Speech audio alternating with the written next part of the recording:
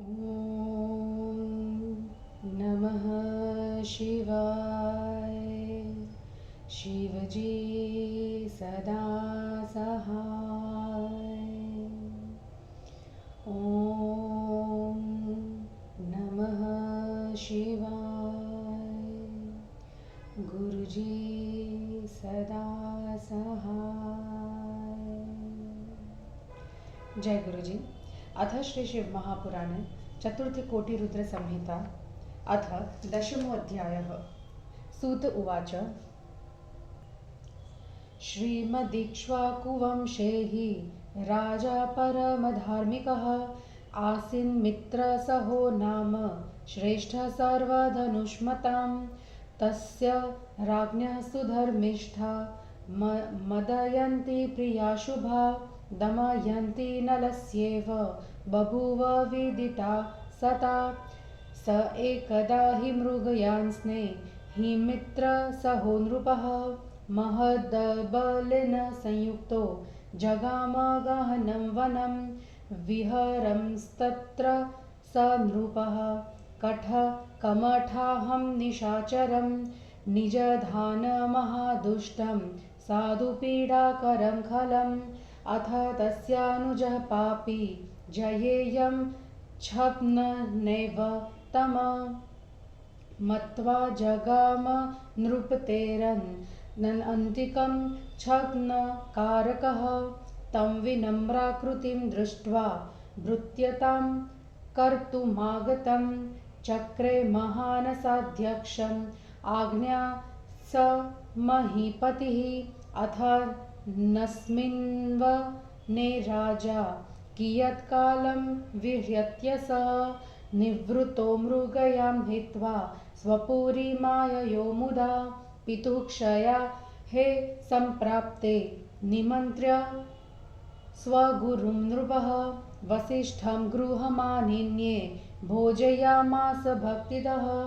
राक्षसासुदरूपेण सम्मिश्रितनरामिषं शाकामिषं पुरः क्षिप्तं दृष्ट्वा गुरुरथाब्रवीत। गुरुर्वाच। धिक्त्वां नरामिषं राज्यम् अत्स्वयेतच्छन्नकारिण खलेनोपहृतं मह्यं ततो रक्षो भविष्यसि। रक्षः कृतं च विज्ञाय तदेव स गुरुस्तदा पुनर्विमृश्य तं शापं चकार द्वादशाब्दिकं।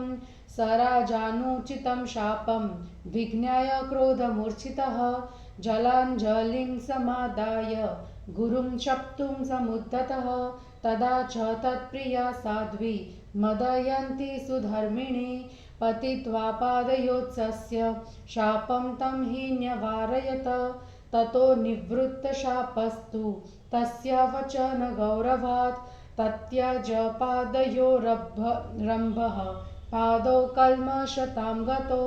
ततः प्रभृतिराजाभू अस्लोकेऽस्मिन्मुनीश्वरः कल्मषाद्रिरिति ख्यातः प्रभावात्तज्जलस्य हि। राजा मित्र सह शापाद् गुरुऋषिवरस्य हि बभूव राक्षसो घोरो हिंसको वनगोचरः। स बिभ्रद्राक्षसं रूपं कालान्तकायमोपमं चखाद विविधान् जन्तून् मानुषादीन् वनेचरः। सकादचिद्वने कापि रममाणो किशोरको अपश्यदन्तकाकारो नवोढौ मुनिदम्पती। राक्षसः स नराहारः किशोरं मुनिनन्दनं जग्दुं जग्राह शापार्तो व्याद्रो मृगशिशुं यथा। कुक्षो गृहीतं भर्तारं दृष्ट्वा भीता च तत्प्रिया सा चक्रे प्रार्थनां तस्मै वदति करुणं वचः। प्रार्थ्यमानोऽपि बहुशः पुरुषादः स निर्धृणः चखाद शिरद् उत्कृत्य विप्रसूनोर्दृशाराशयः। अथ साध्वी सादीना विलप्य भ्रूषु दहत्खिता आह्यत भर्तुरस्थिनी चिन्तं चक्रे किलोल्बणां भर्तारमनुगच्छन्ति संविशन्ति हुताशनं राजानं राक्षसाकारं सा शशाप द्विजाङ्गना अध प्रभृति नारीषु यदा त्वं स गतो भवेह तदा मृत्तिस्तवेत्युक्त्वा विवेश ज्वलनं सति सोऽपि राजा गुरोः शापं नुभूय कृतावधिं पुनः स्वरूपमास्थाय स्वगृहं मुदितो ययो ज्ञात्वा विप्रसति शापं मदयन्ति रतिप्रियं पतिं निवारयामास वैधव्यादतिबिभ्यति अनपत्यो विनिर्वीण्यो राज्यभोगेषु पार्थिवः विसृज्य सकलां लक्ष्मीं वनमेव जगामः स्वपृष्ठतः समायान्तीं ब्रह्महत्यां सुदुःखदां ददर्श विकटाकारं तर्जयन्तीं मुहुर्मुहुः तस्या निर्भद्रमन्विच्छन् राजा निर्वीणमानसः चकार नानोपायांस जपव्रतमखादिकान् नानोपायेर्यदा राज्ञ अस्तीर्थस्नानादिभिर्द्विजा न निवृत्ता ब्रह्महत्या मिथिलां स ययो तदा बाह्योधानगतस्तस्या श्रिन्तया परयार्दितः ददर्श मुनिमायान्तं गौतमं पार्थिवश्वसः अभिसृत्य स राजेन्द्रो गौतमं विमलाशयं तदर्शनाप्तचित्तः प्रणनाम मुहुर्मुहुः अथ तत्पृष्ठकुशलो दीर्घमूष्णं च निःश्वसन तत्कृपादृष्टि सम्प्राप्त सुखः प्रोवाच तं नृपः राजोवाच मुने मां बाधते हेष्या ब्रह्महत्या दुरत्यया अलक्षिता परैस्तात तर्जयन्ति पदे पदे यन्मया शापदग्धेन विप्रपुत्रश्वभक्षितः तत्पापस्य न शान्तिर्हि प्रायश्चित्तसहस्रके नानुपायः कृता मे हि तच्छान्त्ये भ्रमता मुने न निवृत्तः ब्रह्महत्या मम पापात्मनः किमु अद मे जन्म साफल्यं सम्प्राप्तमिव लक्ष्ये यतस्तत्त्वदर्शनादेव ममानन्दभरो भवता अद्य मे तव पादाब्ज शरणस्य कृतेन सह शान्तिं कुरु महाभाग येनाहं सुखमाप्नुयाम् सूत उवाच इति राज्ञा समादिष्टो गौतमः करुणार्द्रतिः समादिदेश धीराणाम् आधनं साधु निष्कृतिं गौतम उवाच साधु राजेन्द्र धन्योऽसि महाधेम्यो देभ्यो भयं त्यज शिवे शास्त्री भक्तानां कभयं शरणेषिणां शृणु राजन्महाभाग क्षेत्रमन्यत् प्रतिष्ठितं महापातकसंहारी गोकर्णाख्यं शिवालयं तत्र स्थितेन पापानं महद्भयो महतामपि महाबलाभिधानेन शिवः सन्निहितः स्वयं सर्वेषां शिवलिङ्गानां सार्वभौमो महाबलः चतुर्युगे चतुर्वर्णः सर्वपापापहारकः पश्चिमाम्बुदितीरस्थं गोकर्णतीर्थमुत्तमं तत्रास्ति शिवलिङ्गं तन्महापातकनाशकं तत्र गत्वा महापापः स्नात्वा तीर्थेषु भूरिशः महाबलं च सम्पूज्य प्रायाता शङ्करं पदं तथा त्वमपि राजेन्द्र गोकर्णगिरिशालयं गत्वा सम्पूज्य तल्लिङ्गं कृतकृत्यत्वमाप्नुयाम् तत्र सर्वेषु तीर्थेषु स्नात्वाभ्यर्च महाबलं सर्वपापविनिर्मुक्तः शिवलोकं त्वमाप्नुयात्। सूत उवाच इत्यादिष्टः स मुनिना गौतमेन महात्मना महाराष्ट्रमना राजा गोकर्ण प्रत्यपद्यत।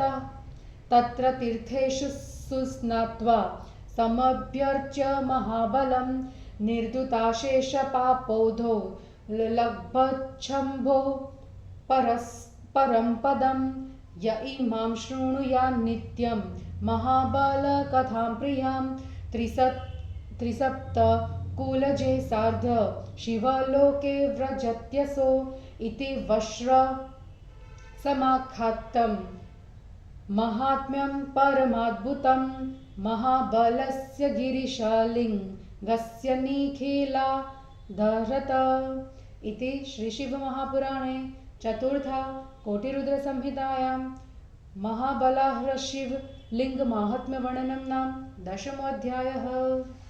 हिंदी अनुवाद। सूत जी ने कहा, श्रीयुक्त इक्ष्वाकु वंश में धनुषधारियों में श्रेष्ठ धर्मात्मा मित्रसह नामक एक राजा था। उस राजा की धर्मशील सुंदरी मदयंती नाम की रानी थी। जिस प्रकार राजा नल के सुप्रसिद्धि गुणों वाली दमयंती थी, मृगया प्रिय वह मित्रसह एक बार सेना के साथ घने वन में गया। वहां विहार करते हुए उसने साधु द्वेषी कमठ नामक महादुष्ट निशाचर को मारा। उसके बाद कमठ के छोटे भाई ने कपट से राजा को जीतने की इच्छा की और वह राजा के पास गया।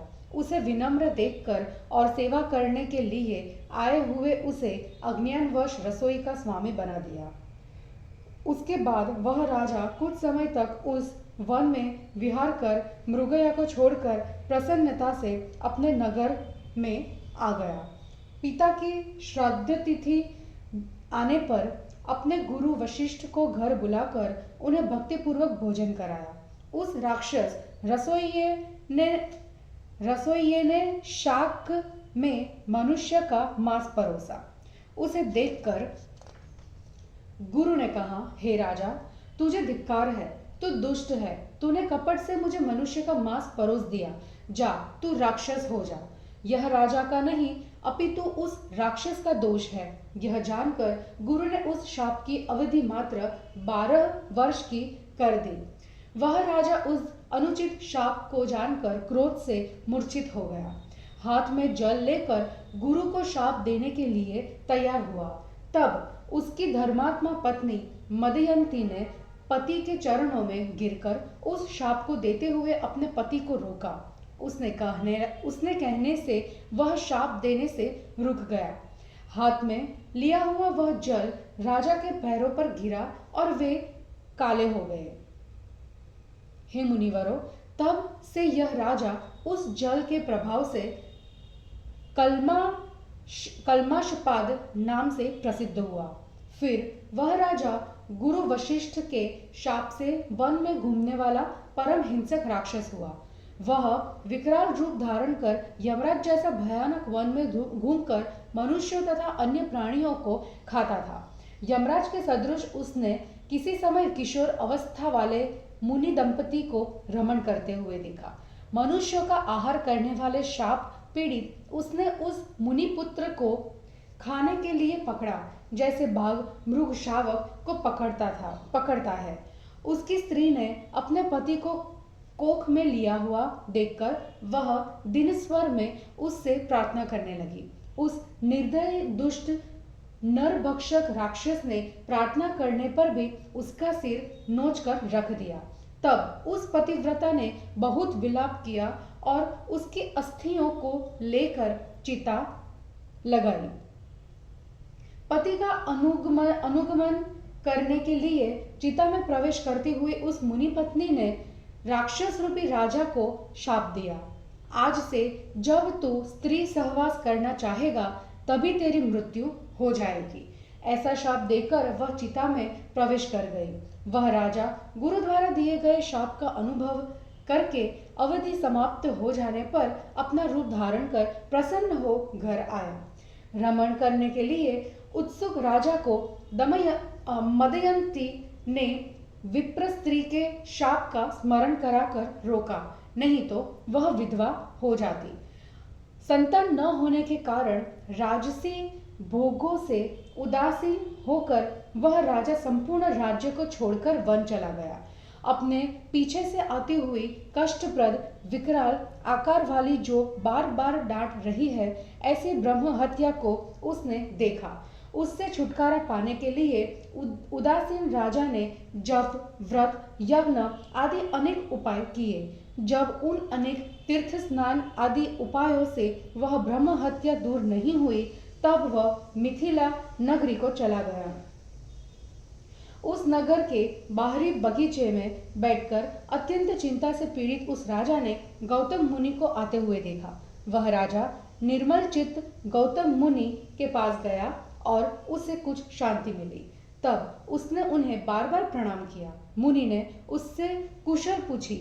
तब वह गर्म और लंबी सांस लेता हुआ मुनि की कृपा दृष्टि से कुछ सुखी होकर उसने कहने लगा। राजा ने कहा, हे मुनि, दूसरों द्वारा न देखी जा सकने वाली अविनाशिनी ब्रह्म हत्या मुझे कष्ट दे रही है और पग पग पर मुझे डांटती रहती है।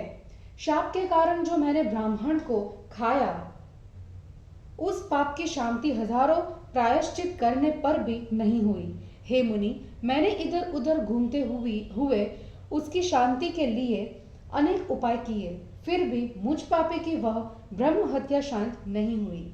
आज मेरा जन्म सफल हो गया, जो आपके दर्शन हो गए, अतः मुझे आनंद हो रहा है।